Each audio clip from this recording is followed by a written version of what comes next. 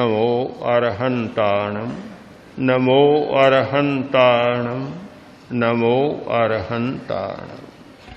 हम सारे संसार के इतिहास को देखें, बूढ़े लोगों ने ऐसे अद्भुत काम किए हैं जो युवक नहीं कर पाए। बूढ़े आदमियों ने बड़े बड़े काम किए हैं, कमे नहीं। 80 वर्ष का आदमी, 90 वर्ष का आदमी ऐसा अद्भुत काम कर गया जो उल्लेखनीय कार्य होता है। बूढ़े की शक्ति समाप्त नहीं होती। शक्ति तब समाप्त होती है जबकि निराशावादी दृष्टिकोण आ जाता है। उसे बदलने की जरूरत है। प्रेक्षा ध्यान के द्वारा उस निराशावादी दृष्टिकोण को बदला जा सकता है, प्रयोग के द्वारा बदला जा सकता है।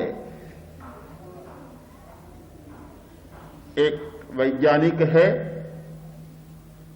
ऑस्ट्रेलिया का, उसने एक बहुत महत्वपूर्ण बात लिखी। ये बताया कि हमारे शरीर में एक ग्रंथि है थाइमस ग्लैंड, जहां आनंद केंद्र पर ध्यान किया जाता है। थाइमस ग्लैंड, ये थाइमस ग्लैंड शरीर में यौवन लाता है। डॉक्टर बरउट ने इस पर बहुत सुंदर प्रकाश डाला है। और यौवन आने के बाद थाइमस ग्लैंड निष्क्रिय होना शुरू हो जाता है। यौवन नहीं आता है तब तक वह सक्रिय रहता है। यौवन को लाता है। जैसे ही एक किशोर ने यौवन की दहलीज पर पैर रखा और वह निष्क्रिय होना शुरू हो जाती है, बस उसकी भाषा है कि मेरा काम संपन्न हो चुका और अब अलविदा, जा रही, निष्क्रिय हो जाती। जैसे ही यौवन पर आया और यौवन पर आते ही बुढ़ापे की तरफ में प्रयाण शुरू हो जाता है।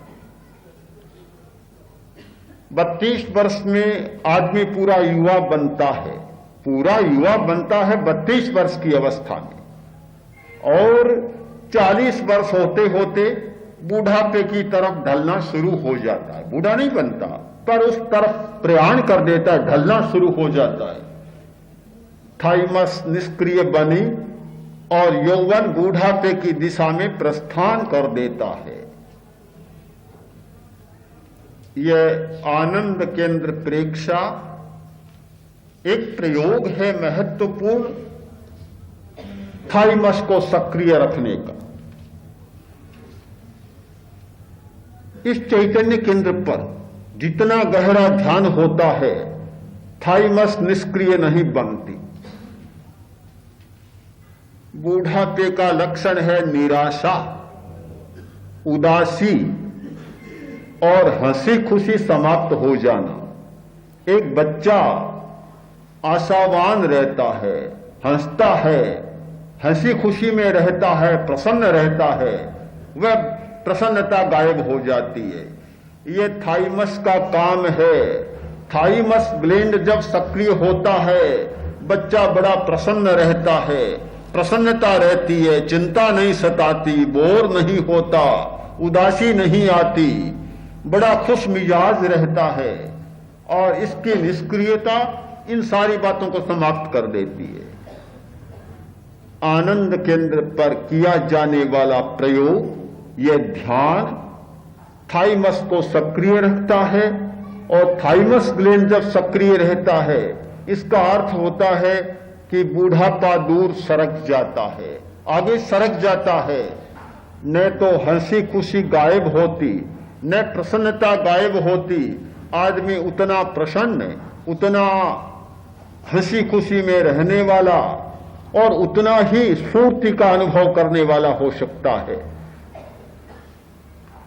यह है बूढ़ापे के साथ मैत्री का प्रयोग। आप ऐसी मैत्री स्थापित करें कि मन में निराशा का भाव न जागे। निराशा, अपने आप में हीनता का अनुभव, ये सबसे बड़े बुढ़ापे के लक्षण है। जिस आदमी के मन में निराशा का भाव नहीं आया, जिस आदमी में हीनता की भावना नहीं आई, 90 वर्ष का होकर भी वह बूढ़ा नहीं बनता। केस सफेद हो गए, आप मान ले बूढ़ा हो गया, शरीर की शक्ति थोड़ी कम हो गई, आप मान सकते हैं कि आदमी बूढ़ा हो गया। झुर्रियां भी पड़ गई, आप मान सकते हैं कि बूढ़ा हो गया। पर जिसके शरीर में चर्बी कम होती है, झुर्रियां पड़ सकती है, 40 वर्ष में भी पड़ जाती है। झुर्रियां तब पड़ती है कि चर्बी कम होती है। जिसका शरीर चर्बी वाला होता है, मांसल होता है, 70 वर्ष का होने पर भी झुर्रियां नहीं पड़ती। तो यह तो चर्बी का काम है। शक्ति कम होना यह एक स्वाभाविक प्रक्रिया है, क्योंकि कोशिका विभाजन की क्षमता का ह्रास होता है तो शक्तियां कम होना शुरू हो जाती। हमारा शरीर चलता है कोशिकाओं के आधार पर। कोशिका का विभाजन होता रहता है, नई कोशिकाएं पुरानी समाप्त होती रहती है, नई बनती रहती है। यह शरीर कोई कम कारखाना है क्या? शरीर शास्त्री मानते हैं इस शरीर में 50-60 खरब कोशिकाएं हैं और प्रति सेकंड 5 करोड़ कोशिकाएं नष्ट होती है, 5 करोड़ कोशिकाएं फिर नई पैदा होती। बड़ा अद्भुत कारखाना, इतना बड़ा कारखाना है। तो जब यह क्रम थोड़ा शिथिल पड़ता है, शक्ति भी कम हो जाती है। पर इतना होने पर भी यह केस में जो रंगने की शक्ति है, केस को, वह भी कम होता है, चिकनाहट कम हो जाती है, तो ये भी सफेद हो जाते हैं। पर इतना हो जाने पर भी बाल सफेद हो गए, झुर्रियां पड़ गई, चलने फिरने की ताकत भी कम हो गई, किंतु मस्तिष्क स्वस्थ है तो 90 वर्ष का आदमी भी बूढ़ा नहीं बनता, बूढ़ापे के दुख को नहीं भोगता। सबसे बड़ी बात है मस्तिष्क को स्वस्थ रखना। पूरा यह ध्यान का प्रयोग, यह मस्तिष्क को स्वस्थ रखने का प्रयोग है कि हमारी भावना में श्लथता न आए, मस्तिष्क की क्षमता बराबर बनी रहे, कभी बुढ़ापा सताएगा नहीं। मैं बहुत बार कहता हूं कि स्वस्थ कौन होता है? जिसका मस्तिष्क स्वस्थ होता है। सुंदर कौन होता है? जिसका मस्तिष्क सुंदर होता है। कोई आदमी रंग रूप और चमड़ी से सुंदर नहीं बनता। जिसका मस्तिष्क सुंदर नहीं, कितना ही दिखने में अच्छा लगता हो, पागल खाने में भी ऐसे लोग मिलते हैं। ऐसे लोगों को पागल खाने में देखा है। दिखने में तो इतने भव्य आकर्षक लगते हैं, सुंदर लगते हैं, पर है पागल तो पागल खाने में मिलेगा, बाहर नहीं मिलेगा। सुंदरता रंग रूप से नहीं आती, मस्तिष्क से आती है। ऐसे ऐसे लोगों को ट्रक और बस की ड्राइव करते देखा है। ड्राइवर हैं जिनका सौंदर्य अद्भुत सा लगता है, किंतु मस्तिष्क बिल्कुल सिकुड़ा हुआ, निकम्मा, पूरी आजीविका भी नहीं चला पा रहे। सुंदर वह होता है जिसका मस्तिष्क सुंदर है। स्वस्थ वह होता है जिसका मस्तिष्क स्वस्थ है। मस्तिष्क स्वस्थ नहीं रहा, कैसे होगा? एक बार कुछ नेता लोग पागल खाने में गए। नेता को तो सब जगह जाना पड़ता है, पागल खाने को भी देखना पड़ता है, सब जगह देखना पड़ता है। पागल खाने में गए, 2-4 नेता थे और साथ में अधिकारी था। सब कुछ बता रहा था। एक आदमी मिला, बड़ा आकर्षक व्यक्तित्ववाद। देखा, देखते उन्होंने कहा कि यह भी पागल खाने में है? कहा हाँ, पागल खाने में। उसने सुन लिया। वह बोला कि महाशय, पागल तो नहीं हूं, पर इन मूर्खों ने मुझे यहां लाकर बंदी बना दिया। मैं तो बिल्कुल पागल नहीं। उसने बातचीत शुरू की।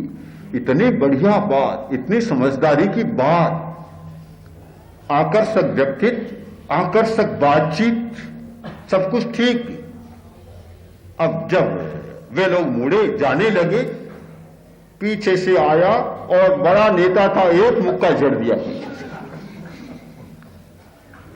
अरे ये क्या? अधिकारी बोला, हजूर यही तो मैं कह रहा था कि इसमें इतना ही पागलपन है बस, और सब ठीक है, पर दिमाग संतुलित नहीं है। आगे से बिल्कुल ठीक बात, आगे मिलेगा तो बड़ा अच्छा लगता है, और पीछे से एक मुक्का जड़ता है बस। जिसका दिमाग संतुलित नहीं होता, चाहे बाहर से कुछ भी हो जाए, क्या बनेगा? स्वस्थ वही होता है जिसका मस्तिष्क संतुलित और स्वस्थ होता है।